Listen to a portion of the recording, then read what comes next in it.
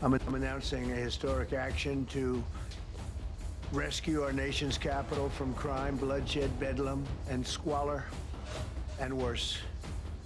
3.3 tons of methamphetamine, $72 million in cash and crypto, 41 court officials tied to a secret ledger, more than 1,900 criminal cases thrown into emergency review. The system built to deliver justice had been turned into a protection network. At 4:28 a.m., federal agents from the FBI, DEA, and the U.S. Treasury stormed the Dallas mansion of a senior judge linked to one of the most dangerous corruption investigations in Texas history. What they found inside was not just drugs, it was payroll. For the courts. Want the full truth? Stay with me, I'll show you how the law was sold from the inside. Methamphetamine trafficking has become one of the most profitable criminal enterprises in the United States, flooding major cities with industrial-scale supply while cartel money moves quietly through freight corridors, shell businesses, legal intermediaries, and financial structures designed to disappear inside legitimate commerce. Federal investigators now say one hidden network in Texas moved enough narcotics to devastate communities across multiple states while quietly distorting more than 1,900 criminal cases from inside the justice system itself. At 4:28 a.m., North Dallas was still dark. Security lights reflected across polished driveways. A black sedan and two luxury SUVs stood motionless beneath the covered entrance of a modern limestone estate valued at nearly $11 million. From the outside, it looked like the protected life of a public servant who had spent decades building authority, discipline, and trust. But before sunrise, federal agents already knew that image was a lie. More than 150 federal agents from the FBI, DEA, IRSCI, and the U.S. Treasury had taken positions around the property and 3 secondary targets across the Dallas metro area.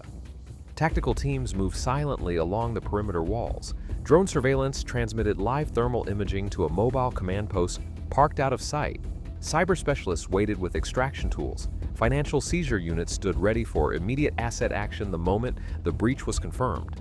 This was not a routine warrant service. This was not a financial records request. This was a federal strike. Their target was Judge Samira N. Hassan, 54, a senior judicial figure known throughout Texas for handling high-stakes narcotics, fraud, and organized crime cases. But according to federal investigators, that public image had protected something else entirely. At 4:31 a.m., the command was given. The front entry team breached the mansion, and within minutes, one of the most explosive judicial corruption cases in modern Texas history began to unfold in full view of federal law enforcement. The raid in Dallas did not begin with a judge. It began with a freight container that made no sense. 17 months earlier, DEA agents at a rail freight review center outside Fort Worth flagged a shipment declared as industrial cooling filters. The paperwork looked clean. The import path matched prior shipments. The declared commodity was boring enough to avoid attention, but the weight signature was wrong by just enough to stand out during secondary review. Inside the container, hidden within reinforced filtration modules, agents found 84 kilograms of methamphetamine wrapped in layered heat-resistant insulation.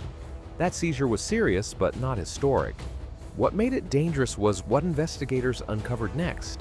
The shipment traced back to a transport and brokerage cluster that had already surfaced in multiple narcotics cases across Texas and Oklahoma. Each time the same pattern repeated. Warrants slowed, motions multiplied, evidence disputes appeared unusually quickly. In one case, seized property tied to a freight account was returned after a procedural challenge filed less than 18 hours after the arrest. That was too fast, too precise, too clean. Federal analysts went back through the files. Within 4 months, they identified 29 suspicious freight movements across rail and truck corridors linked to the same Shell logistics network. Several defendants connected to those cases had later received reduced exposure in court. Others saw evidentiary rulings softened. A few walked away on technical grounds that looked lawful in isolation but disturbing in pattern. The more investigators looked, the more one fact became impossible to ignore. This was not just trafficking. This was protected trafficking, and buried inside the financial records of a transport intermediary, investigators found the first name that changed the entire direction of the case: Hassan Judicial Consulting Group. It sounded harmless, it sounded legal, it sounded invisible. In reality, it would become the first doorway into a much larger system, federal accountants and cyber analysts began reconstructing the financial structure behind the freight network. What they found was not a simple chain of drug proceeds. It was a carefully engineered billing machine. Over 18 terabytes of records were eventually analyzed across banking activity.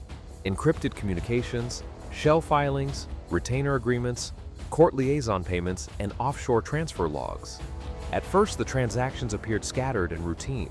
Small legal service payments, consulting fees, real estate settlements, freight compliance invoices, but when the data was layered chronologically, a structure emerged. More than 2,400 suspicious transactions flowed through 67 shell companies across Texas, New Mexico, Louisiana, and Florida. Most were deliberately structured between $9,500 and $49,000, kept below thresholds likely to trigger serious scrutiny. Several companies shared the same registered agents. Others existed only on paper. Many had no real employees, no public websites, and no physical office activity. The total eventually traced through the network surpassed $620 million. That alone would have made the case historic. Then investigators discovered where some of the money was going. A coded file buried within the consulting records listed monthly disbursements under categories that initially looked administrative. Clerk support, assignment review, filing priority, disposition channel, special protection. Those were not office expenses, those were payments. By month 9 of the investigation, federal analysts had identified at least 41 court officials and intermediaries tied to recurring movement in the ledger: clerks, bailiffs, evidence custodians, docket managers, court intermediaries, and judicial liaison figures. Payments range from low 5 figures to protected monthly retainers. At least 11 were linked to active criminal case handling at the time the payments were made. And then at the center of that network, one digital signature kept appearing. Judge Samira N. Hassan, the same judge whose public reputation had been built on anti-cartel rulings and courtroom discipline.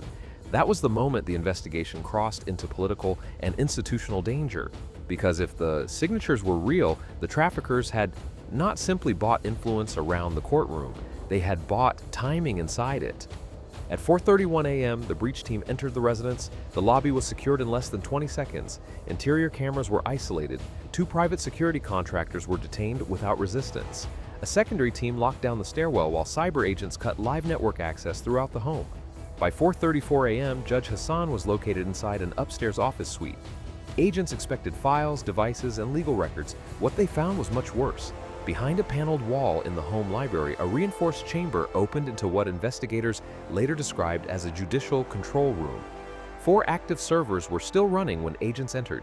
3 encrypted laptops sat on a steel desk beside 22 burner phones, a root board, and a handwritten ledger containing monthly entries tied to case numbers, asset movements, and legal timing actions.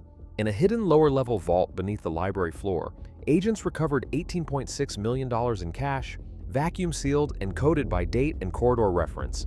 Nearby, 6 concealed cold lockers built into the structure held narcotics, staging packs ready for movement. By mid-morning, federal teams tied the mansion and linked off-site properties to 3.3 tons of methamphetamine recovered across the primary raid and immediate follow-up actions. The ledger was worse than the drugs. It contained monthly payment entries linked to warrant delays, asset release timing, docket movement, evidence suppression windows, route protection, and seizure neutralization. Some entries were coded, others were brutally direct: delay hearing, freeze review, suppress filing, protect route, clear seizure. That was the moment the mansion ceased to be just a residence under search. It became a map of a system. Not only had narcotics profit moved through legal structures were being used as tools to buy delay, manage exposure, protect freight routes, and keep a meth distribution empire alive. This was not crime hiding from the law, this was crime using the law. Once the mansion was secured, all seized material was transferred to a hardened analysis center outside Dallas. Over the next 14 hours, forensic teams turned one residence into a blueprint of institutional compromise. The result was catastrophic. More than 1,900 criminal cases were flagged for emergency review. Some were methamphetamine prosecutions, others involved laundering, transport fraud, shell company logistics, or cartel-adjacent freight movement. In file after file, investigators documented repeated anomalies: warrants delayed just before freight movement, Evidence challenges synchronized with cash transfers, case assignments quietly shifted, forfeiture actions weakened, hearings postponed at critical moments, dismissals triggered on repeating technical patterns. Federal analysts later described the structure as a stabilization network. The traffickers did not need every judge, they did not need every clerk. They only needed enough influence at enough pressure points to slow the system when time mattered most. Time to move shipments, time to clean money, time to reposition freight, time to dissolve exposure. By the end of the first review cycle, investigators had identified 1,100 covert recordings and message captures, 730 direct cash exchanges, over 400 negotiated legal outcomes tied to hidden payments, and $72 million in cash and crypto linked directly to the protection structure. One federal analyst summarized it with a sentence later repeated across internal briefings: "They did not move money through the system, they rebuilt the system around the money." That line defined the case, because once the data was complete, there was no longer any doubt. Judge Hassan was not the whole machine. She was one visible node inside a larger structure, one already embedded into case assignments, legal timing, and financial protection across multiple jurisdictions. By then, one question had become unavoidable. If the signatures were hers, who was still protecting the signatures that had not yet surfaced? At 5:52 a.m., less than a day after the Dallas mansion raid, federal authorities initiated the second wave under the internal operation name Iron Verdict. Across Dallas, Fort Worth, Houston, and two neighboring jurisdictions, more than 180 additional federal agents executed coordinated warrants on law offices, title firms, judicial consulting fronts, records handlers, and property holding shells tied to the ledger. The first numbers were devastating: 23 primary officials and facilitators arrested, 41 court-linked figures tied to the broader network, 3.3 tons of methamphetamine seized, $72 million in cash and crypto linked directly to the protection structure, $118 million in additional property and account actions initiated, and 1,900 criminal cases placed under emergency review.